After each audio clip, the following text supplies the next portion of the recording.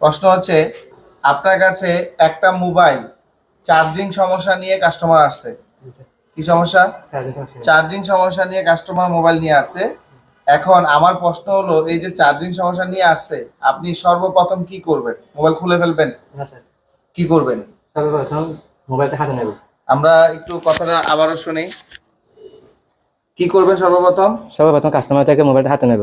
নিবেন, নিলাম। তারপরে নিয়ে আমার কাছে যদি আই চার্জার থাকে, হ্যাঁ, আই চার্জার দেখবো। অবশ্যই আই চার্জার থাকতে হবে। মোবাইলের দোকান দিবেন, আই চার্জার থাকতে হবে না? আই চার্জার থাকতে হবে। আই চার্জার নিলেন, চার্জে লাগাবেন, তাই তো? জি। লাগানোর পরে কত এম্পিয়ার নেই দেখবো। কত এম্পিয়ার নিলে চার্জিং লাইন সমস্যা আছে, কত এম্পিয়ার নিলে চার্জিং লাইন সমস্যা নাই। 1.3 উপরে যদি থাকে তাহলে চার্জের সমস্যা নেই। অর্থাৎ মোবাইল চার্জে লাগাইছেন 1.3 এর উপরে, সর্বোচ্চ কত নিতে পারে আই চার্জারে? বিশেষ করে সানশাইন রিল্যাপ এগুলোর কত? 2.4 এম্পিয়ার। 2.5? জি। 2.4 না, 2.5। তো 1.3 থেকে 2.5 এর মধ্যে নিলে ঠিক আছে, ঠিক আছে স্যার। চার্জিং লাইনে প্রবলেম নাই। এখন এমনও তো হইতে পারে 1.3 নিচ্ছে বা 2 এম্পিয়ার নিচ্ছে, তাই না? নিয়ে আবার ভোল্টেজ কি হয়ে যাচ্ছে, ড্রপ হয়ে যাচ্ছে, হইতে পারে না এরকম? তাইলে কি চার্জিং লাইনের সমস্যা আছে না নাই? তাহলে সমস্যা আছে। গুড। তার মানে উনি কি বলছে? তার মানে উনি কি বলছে? আপনি বসেন তাইলে এখানে। উনি কি বলছে কত এম্পিয়ার নিলে ঠিক আছে? 1.3 এম্পিয়ার। হ্যাঁ, 1.3 এম্পিয়ার মানে কত মিলি অ্যাম্পিয়ার?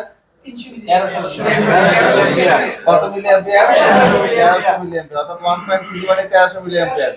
আর 2.5 মানে 2500 মিলি অ্যাম্পিয়ার। হুজুরের হিসাবে কাঁচা। আচ্ছা, 1300 থেকে 2500 মিলি অ্যাম্পিয়ার চার্জ দিবে, তাই তো? জি স্যার। এখন নিচ্ছে না, চার্জে লাগাইছেন, অ্যাম্পিয়ার কি নিচ্ছে?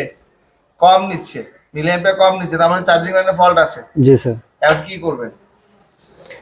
এখন দেখবো চার্জিং পোর্ট ঠিক আছে কিনা।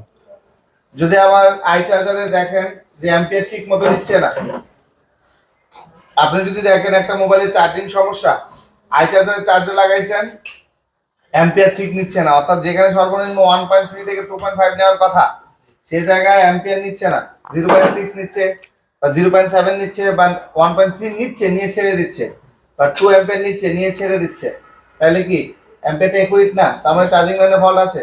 তাহলে সর্বপ্রথম এবার আমি বিল করব, আই চার্জার চেক করবো, এবার কাস্টমার থেকে বিল করবো, তাই তো? এবং মোবাইল খুলবো, খোলার পরে সর্বপ্রথম যেটা কাজ হবে সেটা হচ্ছে চার্জিং পোর্ট চেক করা, নাকি? জি স্যার। চার্জিং পোর্ট কেন চেক করতে হবে? চার্জিং লাইনে যদি কোনো ফল্ট থাকে তাইলে আমাকে চার্জিং পোর্ট চেক করতে হবে, তাই তো? কারণ চার্জিং পোর্ট যদি জং ধরে যায়, কার্বন ধরে যায়, ভেঙে যায়,